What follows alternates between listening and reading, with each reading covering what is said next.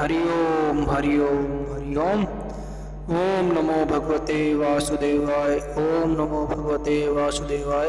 ओम नमो भगवते वासुदेवाय। ओम नमो भगवते वासुदेवाय। आज हम श्रीमद् भगवद गीता जी की महिमा के विषय में चर्चा करेंगे। श्री परमात्मने नमः। वास्तव में श्रीमद् भगवद गीता का महत्व वाणी द्वारा वर्णन करने के लिए किसी की भी सामर्थ्य नहीं है, क्योंकि यह एक परम रहस्यमय ग्रंथ है। इसमें संपूर्ण वेदों का सार संग्रह किया हुआ है और इसकी संस्कृत इतनी सुंदर है और सरल है कि थोड़ी अभ्यास करने से ही मनुष्य उसको सहज ही समझ सकता है, परंतु इसका आशय इतना गंभीर है कि आजीवन निरंतर अभ्यास करते रहने पर भी उसका अंत नहीं आता है।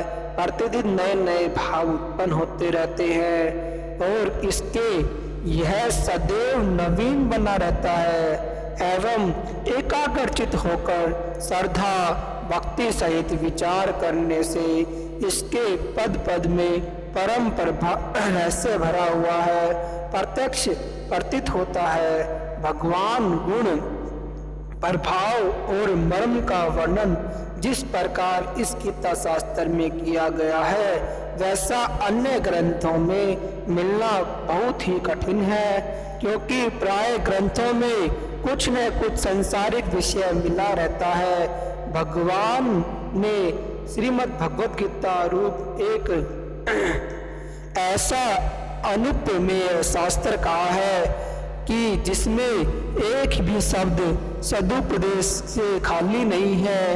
ये मतलब कि उनके हर एक शब्द का एक विशेष अर्थ होता है जो हमारे कल्याण के लिए होता है। और श्रीमद् भगवद गीता हम जब भी पढ़ते हैं, जितनी बार पढ़ते हैं, हर एक बार एक नया भाव उत्पन्न होता है, हर एक बार एक परम गुण हमें सीखने को मिलता है। इसलिए श्रीमद् भगवद गीता जितनी बार हम पढ़ें उतनी बार अच्छा अनुभव करें, मन से पढ़ें। यह नहीं है कि हमने पहले सुनी हुई है तो दोबारा सुनते समय ध्यान न दें, क्योंकि श्रीमद् भगवद गीता एक ऐसा ग्रंथ है जिसमें हर एक बार एक नया भाव उत्पन्न होता है। इसमें एक श्लोक है, गीता सुगीता कर्तव्या किमन ये शास्त्र विस्तरे या सव्यम पद्मनाभस्य मुख्य पद्माद्विनिस्ता। गीता सुगीता करने योग्य है, मतलब जो गीता है वो अपने जीवन को सूक्ष्म करने योग्य है, सुकून देने योग्य है, अच्छा अनुभव करने योग्य है।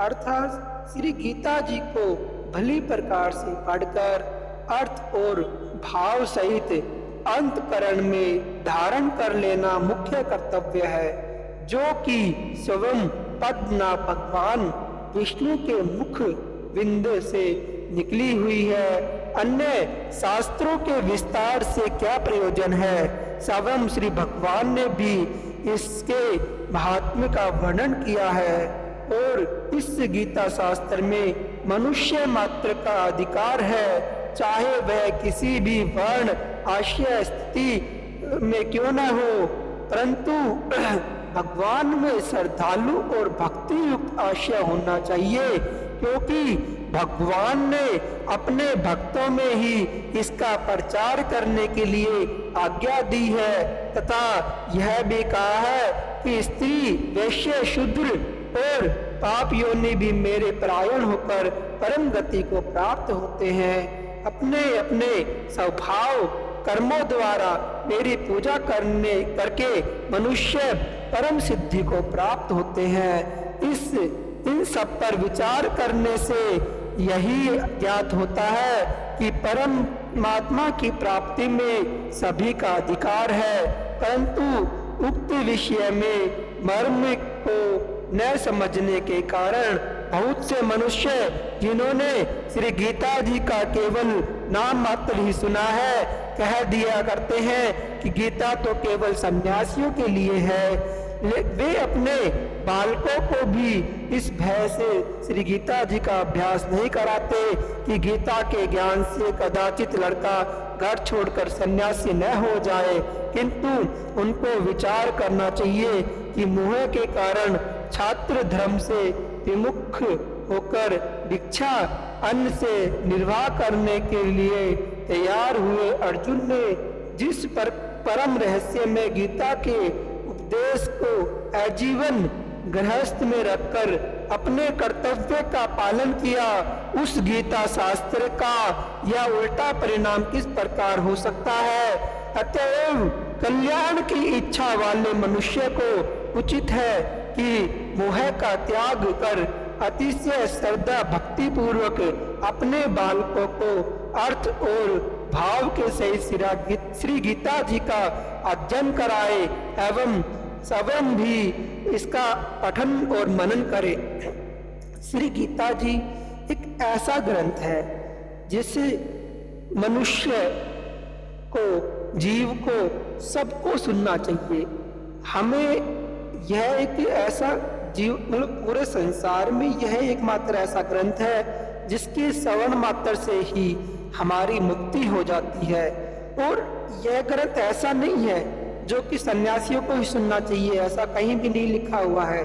यह ग्रंथ ऐसा है एक व्यापारी को, एक गृहस्थ जीव को, एक माता को, एक पुत्र को, एक भाई को, एक पिता को, सभी को सुनना चाहिए। इससे हर एक जीव को उनके प्रति कर्तव्य को समझने का आशय प्राप्त होगा। इसलिए हमें गीता जी का अध्ययन नियमित रूप से करना चाहिए, क्योंकि गीता जी ही एकमात्र ऐसा ग्रंथ है जिससे हमें एवरीडे, रोजाना कुछ ना कुछ नया सीखने को मिलता है, कुछ ना कुछ नया जीवन में धारण करने को मिलता है। हमारे जीवन को परम गति की प्राप्ति के लिए हमें गीता जी को अवश्य ही श्रवण या अध्ययन करना चाहिए। भगवान के आज्ञानुसार साधन करने में तत्पर हो जाए, और क्योंकि अति दुर्लभ मनुष्य शरीर को प्राप्त होकर अपने अमूल्य समय का एक क्षण भी दुख मूलक क्षण भंगुर भोगों की भोगने में नष्ट करता है, उचित नहीं है। यह बिल्कुल भी सही नहीं है। हम हमारे भोग विलासों में घर परिवार माया धन जोड़ने में लगे हुए हैं जो कि स्थिर नहीं है। यह सब यही रह जाने वाला है। एकमात्र भगवान स्मरण ही हमारे साथ जाने वाला है। और जब हम भगवान का स्मरण करते हैं, ओम नमो भगवते वासुदेवाय मंत्र का जाप करते हैं, तो ये सब तुच्छ चीजें तो हमें कुछ ही समय में प्राप्त हो जाती है, बहुत मात्रा में प्राप्त हो जाती है, बहुत सुख भी हमें मिल जाता है। लेकिन हम जब ये सब धन परिवार और घर ये सब स्थिति में जुड़े रहते हैं, इन्हीं में लगे रहते हैं, भगवान मंत्र को जब करना भूल जाते हैं, तो हमें ना ही तो ये सब बराबर मिल पाते हैं, ना ही तो हमें परम सुख की प्राप्ति होती है। और हम भोग विलास में इतने व्यस्त हो जाते हैं कि हमारा जीवन कब चला जाता है, कब निकल जाता है, हम भगवान मंत्र का स्मरण कर ही नहीं पाते हैं और हमारा जीवन ऐसे ही व्यर्थ हो जाता है। इसलिए अपने जीवन को व्यर्थ मत कीजिए, अपने समय को व्यर्थ मत कीजिए, इतना हो सके उतना भगवत मंत्र का स्मरण करते रहिए। आपको भगवान मंत्र का स्मरण करने के लिए कहीं जाने की जरूरत नहीं है, मंदिर जाने की जरूरत नहीं है, कहीं भी मत जाइए, सिर्फ अपने मानसिक रूप से ओम नमो भगवते वासुदेवाय मंत्र का जप करते रहिए। जितना ज्यादा जप करेंगे उतना ही आपको फल मिलेगा, उतना ही सुकून मिलेगा, उतना ही अच्छा महसूस होगा, आपके जीवन में खुशहालियां भर जाएगी, पॉजिटिविटी से आप घिरे रहेंगे और आपके हर एक कार्य बिना किसी परिश्रम के, बिना चिंता के बन जाएंगे। आपका जीवन सुख से भर जाएगा, खुशियों से भर जाएगा, धन धान्य भी भरपूर हो जाएगा। एकमात्र ही गीता, भगवत गीता ही एक ऐसा ग्रंथ है जो कि हमारे जीवन को परम अमृत रूपी सुख से भर देती है। इसलिए हमें इस ग्रंथ को नियमित रूप से पढ़ना चाहिए और इतना हो सके अपने भाई बंधुओं को, माता पिता को, दोस्तों को बताना चाहिए। उनके जीवन में भी इस सुख में अमृत को भर देना चाहिए। जितना हम ज्ञान का विस्तार करते हैं, ज्ञान को बांटते हैं, उतना ही यह ज्ञान हमारे जीवन में ज्यादा बढ़ता है। एक आदमी जितना भगवत स्मरण करेगा उससे कई गुना ज्यादा फल जब वह किसी दूसरे को बताएगा और दूसरा आदमी भी उसका स्मरण करेगा, उससे हमें प्राप्त होता है। और जितना हो सके परिवार के साथ मिलकर भगवत का स्मरण करना चाहिए। ओम नमो भगवते वासुदेवाय मंत्र का जप करना चाहिए। ओम ओम ओम ओम हरि ओम हरि ओम हरि ओम, नारायण नारायण नारायण। ओम नमो भगवते वासुदेवाय, ओम नमो भगवते वासुदेवाय, ओम नमो भगवते वासुदेवाय, ओम नमो भगवते वासुदेवाय, ओम नमो भगवते वासुदेवाय, ओम नमो भगवते वासुदेवाय, ओम नमो भगवते वासुदेवाय, ओम नमो भगवते वासुदेवाय, ओम नमो भगवते वासुदेवाय, ओम नमो भगवते वासुदेवाय, ओम नमो भगवते वासुदेवाय, ओम नमो भगवते वासुदेवाय, ओम नमो भगवते वासुदेवाय, ओम नमो भगवते वासुदेवाय, ओम नमो भगवते वासुदेवाय, ओम नमो भगवते वासुदेवाय। वासुदेव मंत्र का जप हमें किसी भी समय, सोते समय भी मानसिक रूप से चलते रहना चाहिए। उठते समय भी, जगे हों, कार्य कर रहे हों, कुछ भी कर रहे हो, ये एकमात्र वासुदेव मंत्र हमारे जीवन में चलना चाहिए।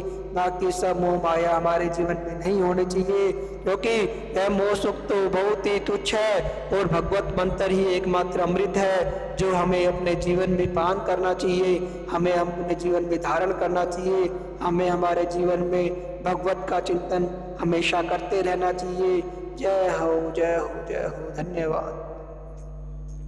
और हमने यह चैनल लोगों की सहायता के लिए बनाया है। जितने भी अनाथ बच्चे जो अनाथ आश्रम में रह रहे हैं उनकी सहायता हम कर देंगे। इस चैनल से जितनी भी इनकम होगी उससे हम जरूरतमंद लोगों की सहायता करेंगे। भूखे को खाना खिलाएंगे, जिसके पास कपड़े नहीं है उनको कपड़े पहनाएंगे, जो ठीक से नहा नहीं रहे हैं उनको नहलाएंगे, सबको परम सुख की प्राप्ति करवाएंगे।